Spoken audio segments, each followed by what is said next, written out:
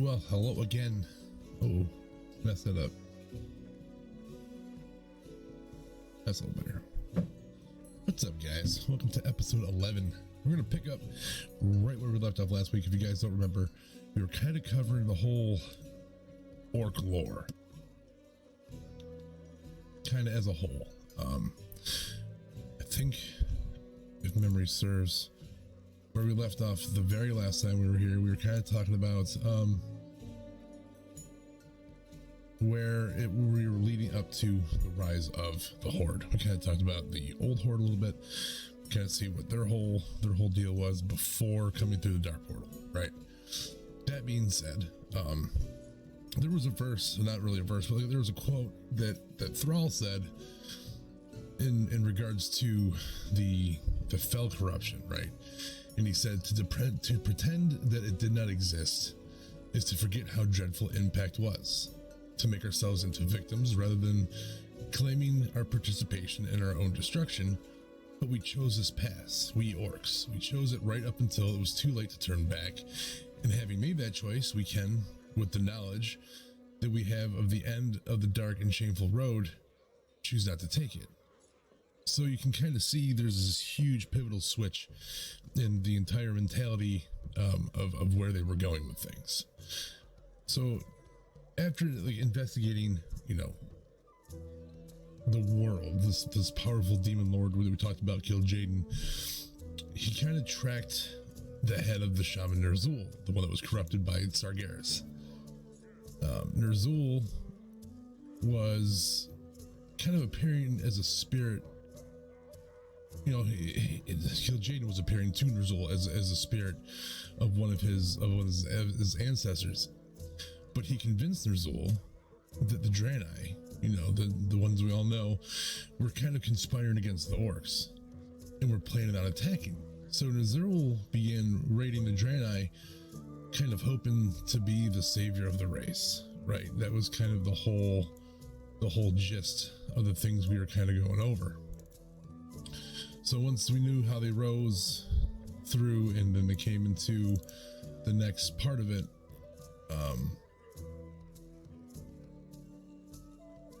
what happened here? It was all about where things were going. So if we went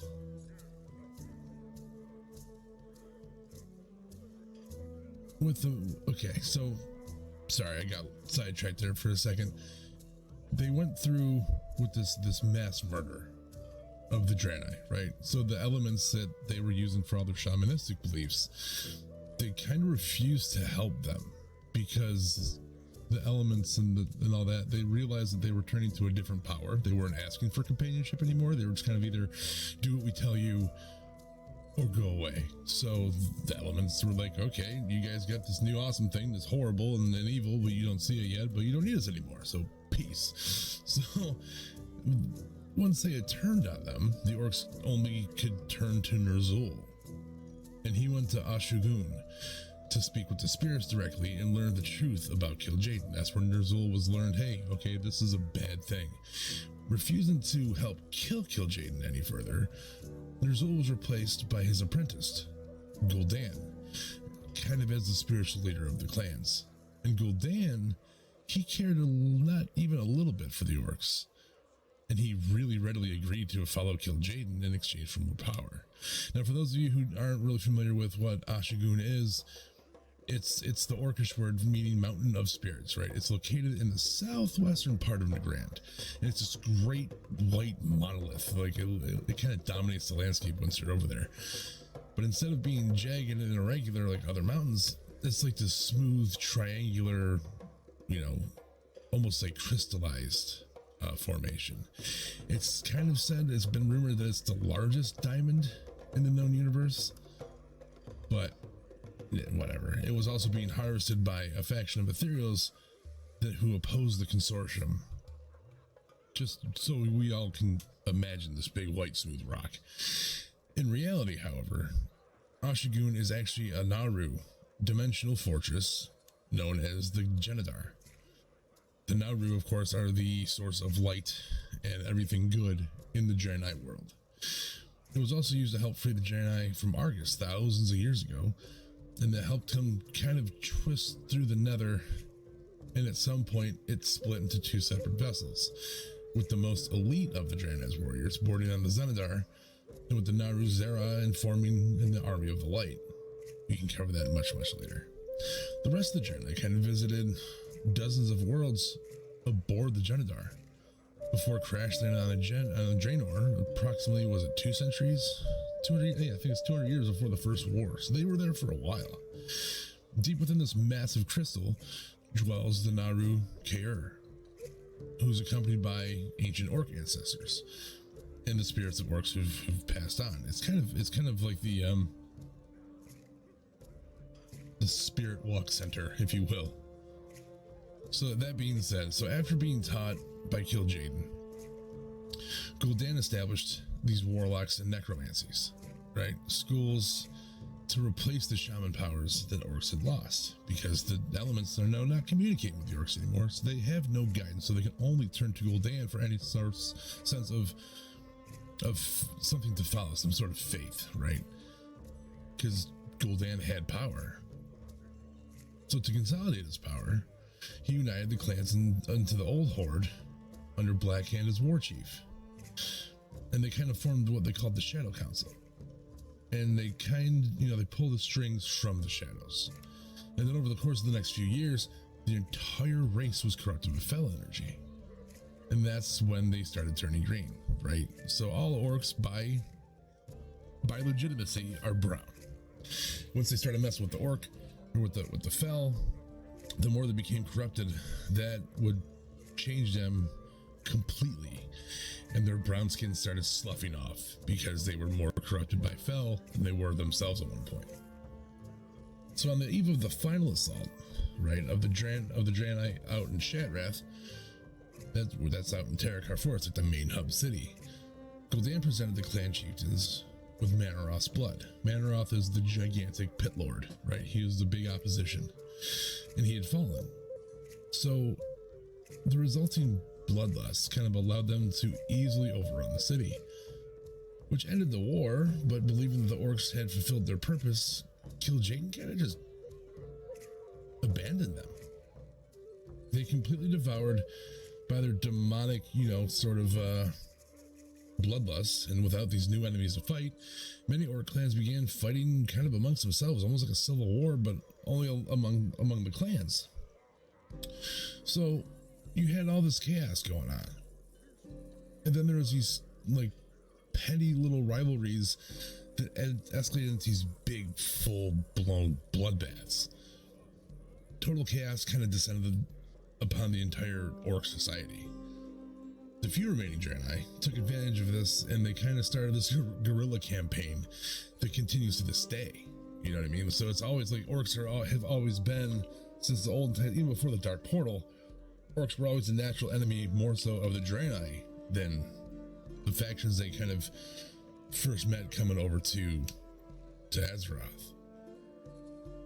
So by using these, the promise of these new lands to conquer on the worlds other than Draenor, the Shadow Council that had formed was able to form this tenuous unity within the Horde itself, where Gul'dan and his warlocks began kind of probing out into the twisting nether, which they kind of ended up desperately searching for new worlds within easy reach before the clan's bloodlust exploded beyond control, and they were just kind of murdering each other out without it to no existence whatsoever. But one night, an extremely powerful entity touched the thoughts of Gul'dan, identifying himself as a servant of Kil'jaeden's master. Medivh, the druid, enticed Gul'dan within the power of Sargeras' tomb, and he also kind of presented images of this, this vibrant land, which is Azeroth. The Shadow Council, despite debate over Medivh's true intentions, decided to do Medivh's bidding, and spent several months constructing, you guessed it, the Dark Portal. The Tomb of Sargeras, if you guys are kind of unfamiliar with it, it also goes by a different name, the Temple of Elune. It's kind of simply referred to as the Tomb. It's this great structure situated on the island Ithel Janath in the Broken Isles, and the guardian Egwin would imprison the corpse of the avatar of Sargeras into the deepest parts of the temple, miles, and I mean miles beneath its surface. So after she defeated it 800 years ago, and after centuries of having submerged it under the sea, the influence of the dark power of the avatar kind of worked its influence upon the halls of the tomb, completely twisting it with fell energy. So the tomb was kind of raised back to the surface by Gul'dan during the Second War, but he was torn apart by like these demonic guardians before he could even claim the power contained inside the tomb. And then later on, during the Third War, the structure was visited by Illidan, in search of the Eye of Sargeras. Following the defeat of the Burning Legion on the Warlords of Draenor, like the alternate Draenor, where we all got to go back and see Durotan and all that, the alternate Draenor, the tomb was reopened by the alternate Gul'dan, kind of to allow the Legion entry to Azeroth once more. So that going forward, it kind of took a lot of effort, but the Orc Warlocks were able to expand the rift enough to allow the Orcs to squeeze through. But their first scouts were driven mad, either by they never really clarified if it was either the rift itself or by what they saw. But the council, the Shadow Council, was able to confirm that on the other side of the rift was the world Medivh had shown them. A small contingent of orcs were sent through this to stabilize the rift that we now know as a dark portal, again, to scout and construct their base of operations. So this caution kind of was urged by the Shadow Council, fell on deaf ears when the clan chieftains learned about how seemingly weak the native humans of the area were. Bloodlust soon overcame the horde, and they launched these preemptive strikes against the most powerful establishment of humans in the area, the Kingdom of Stormwind. Yeah. So at the time, they were led by Cho'Gall, right, of the Twilight's Hammer clan, and Kilrog Deadeye. He was bleeding hollow. The attack ended in this humiliating defeat for the horde. Each chieftain blamed the other for its failure. The horde kind of split into two factions. The Shadow Council attempted to reunite the horde, but could not really act directly, so they chose an avatar to act as their kind of puppet ruler, which is where Blackhand the Destroyer came in. He was named War Chief of all horde once again. So Cho'Gall, yes, I understand Cho'Gall. If you guys weren't aware, he wasn't actually an orc. He was a powerful ogre mage. He was the initiate of the fifth circle of the Shadow Council and chieftain of the Twilight's Hammer clan. Cho'Gall and the remnants of this clan managed to survive after Gul'dan was torn to shreds during his quest to find the tomb toward the end of the Second War. But he fled Kalimdor to take refuge within the ruins of Anchorage. And that's where Cho'Gall later becomes like the servant of the old gods and all that stuff. So continuing the war, and under Blackhand's huge iron fist, order was, for lack of a better word, kind of restored. But it was then that the Medivh once again made contact with Gul'dan. Medivh seemed more, powerful, but less necessarily sane. He also ordered Gul'dan to save the horde and destroy the Kingdom of Stormwind and make Medivh the new ruler of the humans. Because he was just the guardian. He was just the guy in the top of the tower that was supposed to make sure humanity and all of its endeavors were safe and prosperous and this and that. And he was at the top of Karazhan. Medivh was the dude at the top of Karazhan because at one time, Karazhan was a gigantic library for the Kirin Tor. At least to some aspect, really powerful stuff was kept there. So in Gul'dan's eyes, the new target of Medivh's usefulness kind of had run out. And he was kind of desperate to see these plans succeed. But when Medivh tempted Gul'dan, he kind of did so by promising to reveal this location of the Tomb of Sargeras, right? The Lord of the Burning Legion and kill Jaden's master. So the first war between the Horde and the humans of Azeroth occurred, ending with the destruction of the Kingdom of Stormwind. That's exactly when it fell. So near the beginning of that, of that whole conflict, the Frostwolf clan, my personal favorite, one of the very few clans of orcs that had rejected the demonic gifts of Kil'jaeden. They didn't drink the blood, so they weren't corrupt. They were exiled to Azeroth, and Duratan, its leader, he was murdered by one of Gul'dan's forces as a warning. His infant son was left for dead, but was taken in by noblemen from Lordaeron, fleeing the carnage of Stormwind. The Frostwolves were completely leaderless then. Because, well, as we know now, Duratan and Draka's kid is Thrall.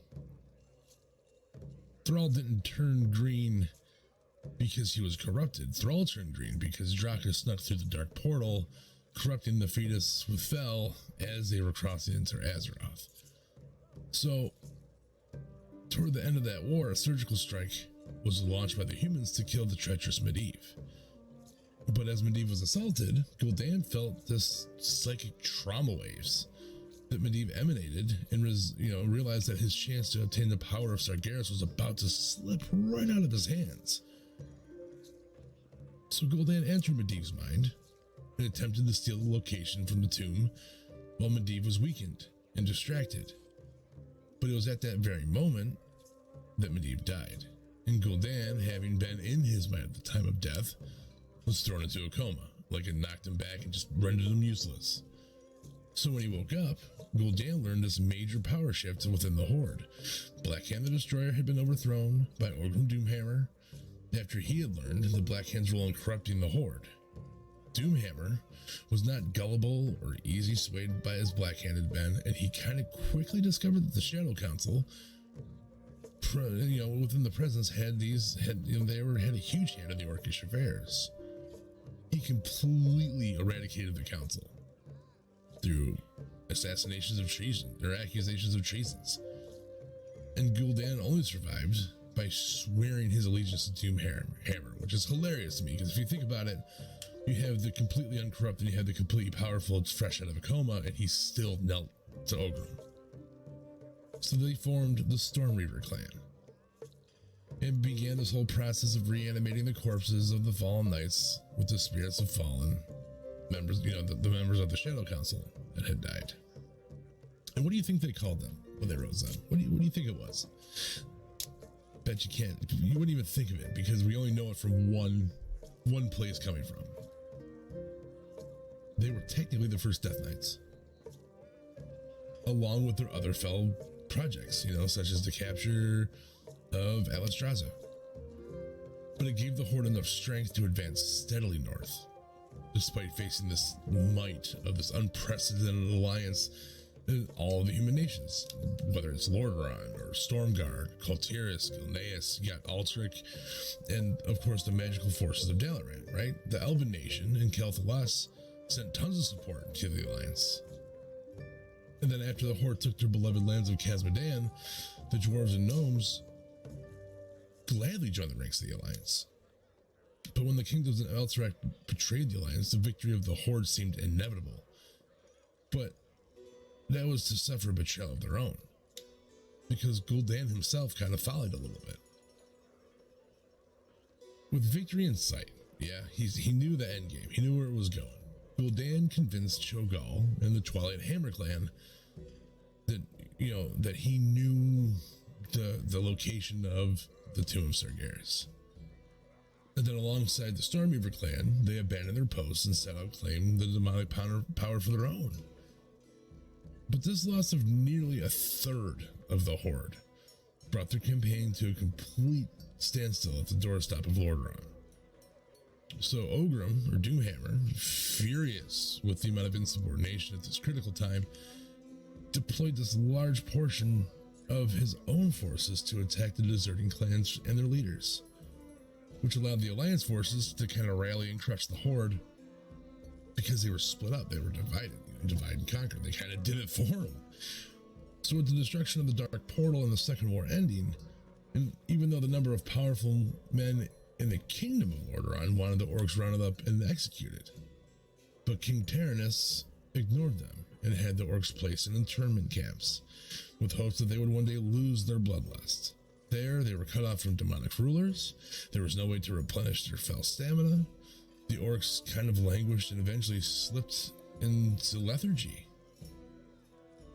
But if you look beneath the land of Nagrand on Draenor, right, there was still a society of exiled orcs known only as the Pale, and they lived in these catacombs under Ashengun.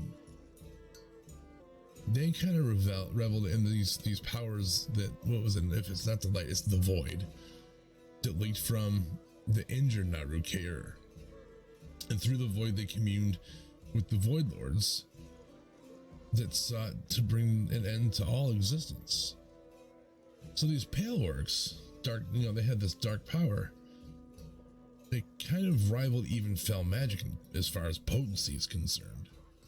And rumors of the Pale and their otherworldly abilities eventually reached Gul'dan. So those, he paid little heed to the stories, but his master, of course, the Eredar Lord Kil'jaeden, was intrigued. Because, let's be honest, Kil'jaeden pressed Gul'dan to ensure victory over the Draenei at any cost. That meant investigating the Pale. That meant determining if their magic could strengthen the Horde. So Gul'dan sent Cho'Gall to investigate the Pale. And Cho'Gall was big enough and hulking enough and had the skill as a mage to do so. And if they ended up being to prove to be as mighty as they, rumors claimed that they were, they would bring them on into their horde, on their side, not the split, not the true. So Cho'Gall stormed into the Underpale expecting a fight, but there wasn't one. The Pale didn't resist his intrusion. They were kind of eager to share their prophecy of doom, which we now call the Hour of Twilight.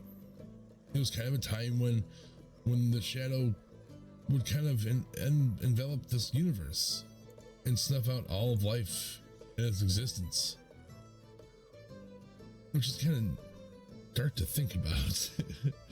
But Cho'Gall had little interest in their prophecy, but was interested in their unfamiliar shadow magic, because being a mage, he just wanted to know more, how to manipulate more, how to spell more. Then to win the Pale over, Cho'Gall used their beliefs to his advantage and claimed that the Horde was a weapon by which they could bring about an hour of twilight. So the Pale got just ballistic with hype and the opportunity to serve against they wanted to be like these agents of the apocalypse. Drove them nuts. They were thrilled. Couldn't really care beyond that. So they committed themselves to the Horde and formed the new clan that we now know as the Twilight's Hammer. So right about this time is right around when Thrall came to be, but not in the way that we think, right?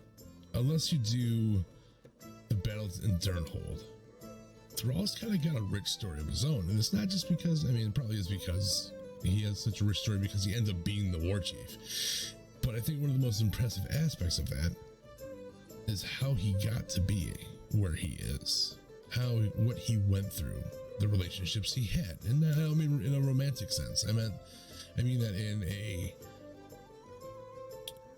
how his relationships with other people were, like how he saw them, how he viewed them, what he learned from them. Because orcs, as primitive as we all see them to be, we forget how intelligent and how they're actually quite organized. They just have a different set of rules that they live their culture by. But Thrall kind of misses that. He doesn't really get the orc way to be raised until much later. In fact, he's the name itself, Thrall, even though his true name is Goel. The word thrall is a human word for the word slave, which is exactly how he was raised. But that's something that we're not going to cover this week, because we just unpacked quite a bit. But we're going to start off the next episode, right, a week from today, about one of my all-time favorite characters in the game, Thrall himself. His story alone is incredible, because it kind of offsets the entire progression into what it's now become. He kind of was the first along in the Azeroth aspect of where the Horde is going to kind of regroup kind of reform their old ways, bring those bonds back with the elementals, so they're not, completely turning their backs on them. But that's a lot. We're gonna leave that for next week, because we can literally spend the entirety of next week discussing just Thrall and him and his upcoming path of how he became the Lord of the Clans, if you will. Regardless, I hope you guys have an awesome weekend, or should I say week, being Monday. Happy Monday, even though it's a horrible phrase. And yeah, man, if anything comes up or a question that is had, or if you guys want to know anything, or there's something I can touch on after this series, feel free to drop me either a DM on Twitter or podcast or Instagram. You can always drop an email at thebaronschatpodcast@gmail.com, because there's always more to talk about. That's the crazy part about it, is there's always an aspect, there's always a race that will, believe it or not, whatever race we come into, there's a story for them. You know what I mean? Like, it's kind of a thing. The only person I'm currently seeing that's playing right now is Crazy Haired Vivid Ritual. So what we're gonna do is we're gonna host her. Well, we'll raid her. Why not? But next week, I really want you guys, if you're enjoying this part so far, the Thrall thing is key. Because his whole story starts something that we kind of pick up where Thrall starts, right? We pick up the game where Thrall is really in the heart of his rule. And it does a whole lot for all of us, man. But until next week, I am your humble host, Ziggy Salvation, and I will see you guys on the flip side. Later.